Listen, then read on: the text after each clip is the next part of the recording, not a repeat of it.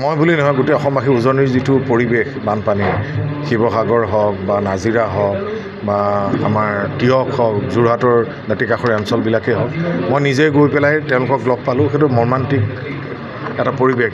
মই এনেকুৱা পৰিৱেশ আগতে দেখা নাই। তেওঁলোকৰ মাজত অকণমান হ'লেও মাত এষাৰ দিবৰ কাৰণে চেষ্টা কৰিছিলোঁ। সামান্য মোৰ সাধ্য অনুযায়ী অকণ সাহাৰ্য তেওঁলোকক আগবঢ়াইছিলোঁ। সেইখিনিয়ে যথেষ্ট নহয়। মই সকলোকে অসমবাসী ৰাইজক আপোনালোকৰ চেনেলৰ জৰিয়তে সকলো আগবাঢ়ি আহিছে, আহি তেওঁলোকক মাত এষাৰ দিয়ক। তেওঁলোকৰ এইটো সময়ত তেওঁলোকক এই দুখৰ সময়ত তেওঁলোকক মাত এষাৰ নিতান্তই প্ৰয়োজন। সকলোৱে আহক, আহি তেওঁলোকক সহায়ৰ হাত আগবঢ়াওক, সেইটো মই কামনা কৰিম। তাৰ মাজত আজি ভাগ্যদেৱী থিয়েটাৰ আজিৰ পৰা আৰম্ভ, শুভাৰম্ভ, নাট্যাৰম্ভ মানে আখৰা আৰম্ভ। আৰু এই থিয়েটাৰখনৰ লগত মোৰ এটা ওতঃপ্ৰোত সম্পৰ্ক আছে। 3টা বছৰ পাৰ কৰিছোঁ এইখন থিয়েটাৰৰ লগত।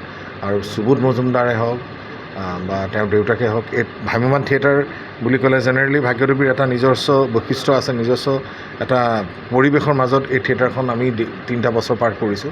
শুভেচ্ছা থাকিল 26-27 বৰ্ষত তেওঁলোকে নতুন ধৰণে আকৌ ভাগ্যদেৱী থিয়েটাৰ দৰ্শকৰ মাজলৈ যাব ওলাইছে। খুব ভাল কথা। মই এটা কথা কওঁ, থিয়েটাৰ বুলি ক'লে কোহিনুৰ আবাহন, সেইটো সময়ৰ কথা কৈ আছোঁ। ভাগ্যদেৱী, আমাৰ হেঙুল, শংকৰদেৱ, তেনেকৈ প্ৰায় 4-5খনমান থিয়েটাৰ কথাই আমি ক'ব লাগিব। আৰু যিটো সময়ত মই আহিছোঁ 3টা বছৰ চুৰেণ চুৰৰ পুতেকৰ পৰা আৰম্ভ কৰি বহুতকেইখন নাটক কৰিছিলোঁ। অভিজিত ভট্টাচাৰ্যই হওক বা আমি এই পৰিৱেশটো মনত পৰিছে।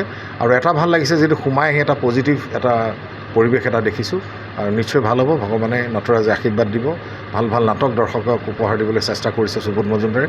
তেওঁৰ 2জন ল'ৰাই তেওঁ এইটো আগভাগ লৈছে। এইটো খুব ভাল কথা। নতুন চিন্তাৰে, নতুন ধৰণে ভাগ্যদেৱী থিয়েটাৰ দৰ্শক মাজলৈ আহিব আৰু দৰ্শকে চাওক। ভাগ্যদেৱীক আগৰ দৰে মৰম কৰি তেওঁলোকক এটা স্থানত বহাব, সেইটো মোৰ আশা। আৰু মোৰ নিজৰ ফালৰ পৰা শুভেচ্ছা থাকিল।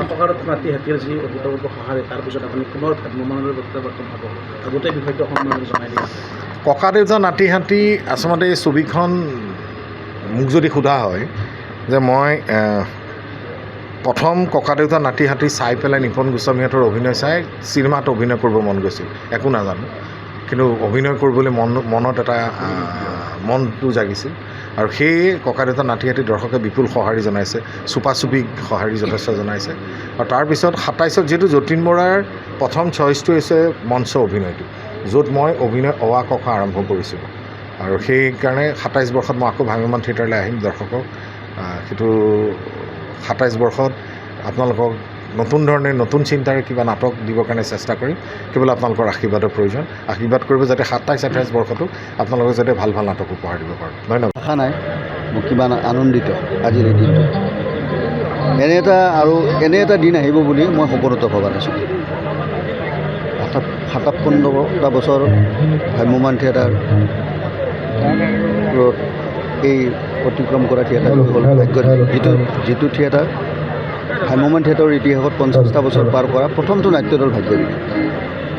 আৰু এই থিয়েটাৰটো আজি 2 বছৰ আগত বিভিন্ন কাৰণত বন্ধ কৰি দিব লগা হ'ল।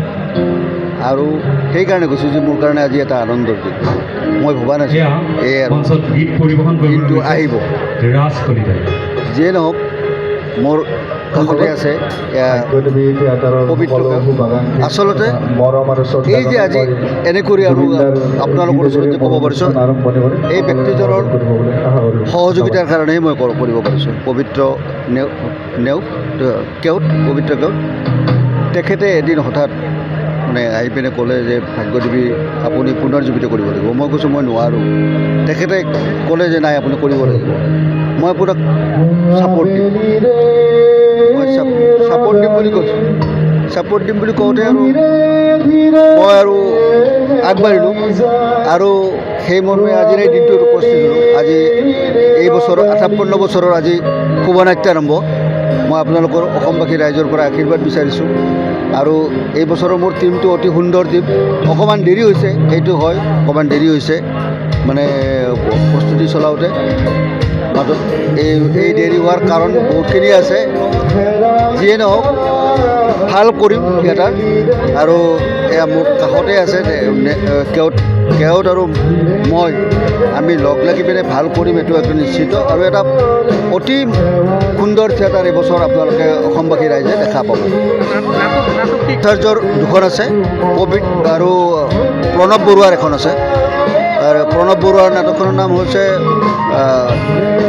ৰাজদ্ৰোহী, আৰু অভিজিত ভট্টাচাৰ্যৰ মেঘে মেঘে বৰষা, আৰু মৃতদেহত এপাহি গোলাপ।